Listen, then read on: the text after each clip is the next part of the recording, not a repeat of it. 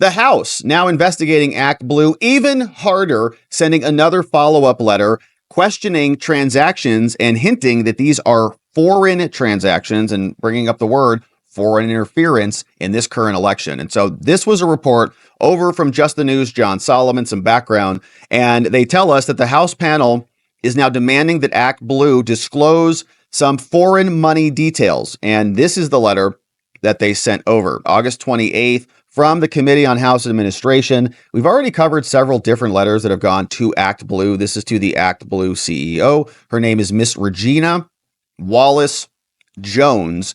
And what's so curious about this one is that they're saying that they think that they may have allowed foreign actors to fraudulently participate in the political process here in the United States. And they're using gift cards in order to do it.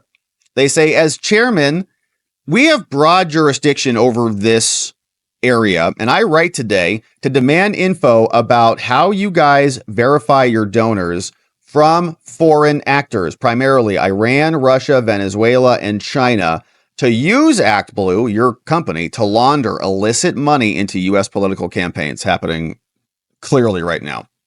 Our investigation has indicated that these actors may be exploiting existing U.S. donors by making straw donations without individuals or your platform's knowledge. You guys don't even know about this.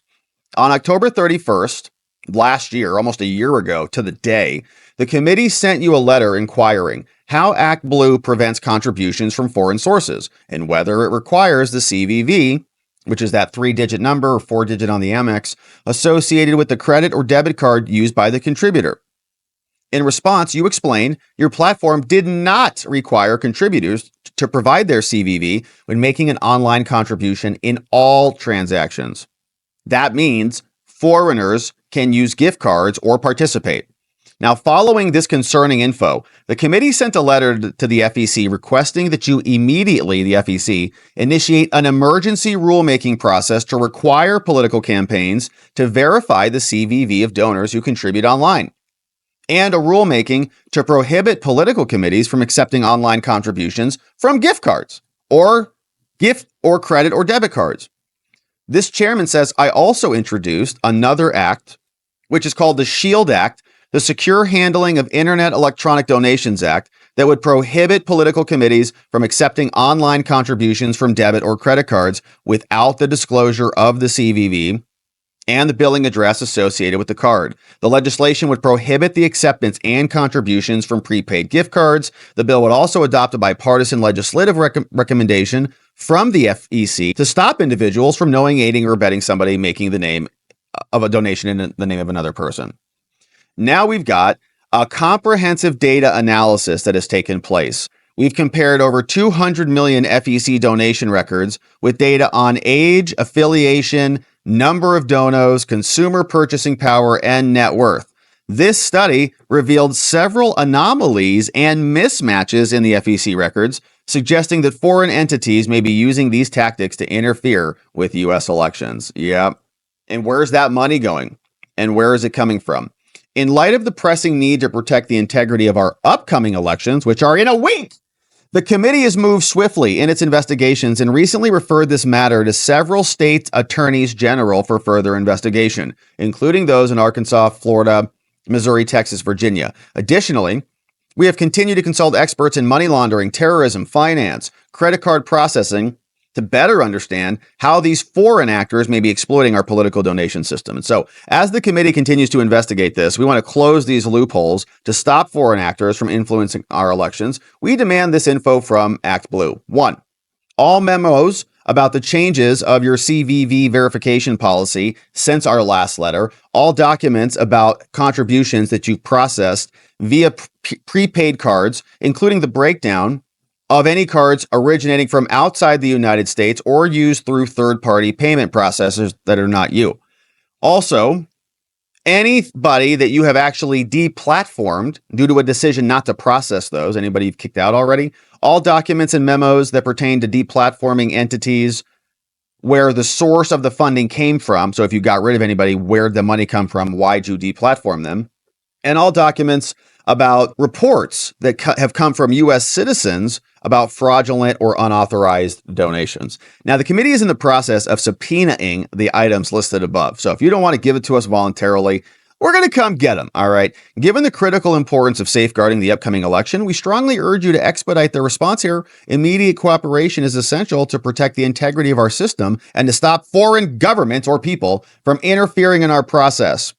Thank you for your prompt attention to this matter. Brian Steele, Chairman, Committee on House Administration. So very interesting. And they are not giving the info back, right? That letter has been out there for a full year and no response. So when foreign money comes in to support the Democrats, they're not interested in it. When Elon is donating and raising money for Trump, then he gets sued. Philadelphia DA is now suing Elon so that they stop the $1 million lottery for voters. And there's a sweepstakes that's happening right now. And so the Fannie of Philly is named Larry Krasner, which accuses Musk and his America PAC of trying to influence voters to influence the election. So now is Musk going to be fannied? Here's the lawsuit. You can see it's from the Commonwealth of Pennsylvania, brought by the DA, Lawrence S. Krasner, versus America PAC and Elon. It's a 27-pager. It says, America PAC and Elon are running an illegal lottery in Philadelphia. At an October rally, Musk's platform on America PAC launched their scheme. They announced that if a registered voter turns over their ID and info and makes a political pledge, they could be selected randomly to win $1 million. The announcement came after the launch of their PAC. $47 for each registered voter, saying they're lulling Philadelphia citizens into giving up their personal info in exchange for a chance to win $1 million.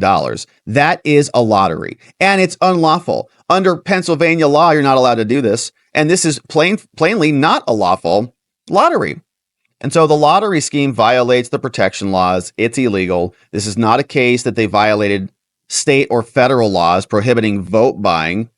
It's about illegal lotteries. And so now we're bringing this action to stop Elon for running a lottery.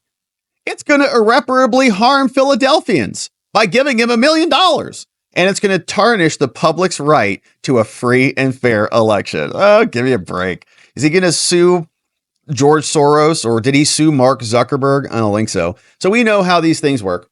They go after, with lawfare, using the power of the government, right? This is lawfare. Going after a Republican donor, a Republican go-getter, while all of the Democrat go-getters get totally ignored and are left by the wayside. So we'll keep our eye on that. I'm sure Elon's legal team will have fun with this, and I'm sure they did their due diligence. So ActBlue can just gobble up money from anyone, anywhere, all the time with no consequences. And Elon gets sued by the Fannie of Philly, Larry Krasner. That's how the Democrats try to win elections, through the muscle of the courts. But Elon and his team, I'm sure, have done their due diligence, and they'll respond in kind. We'll keep our eye on it. All right.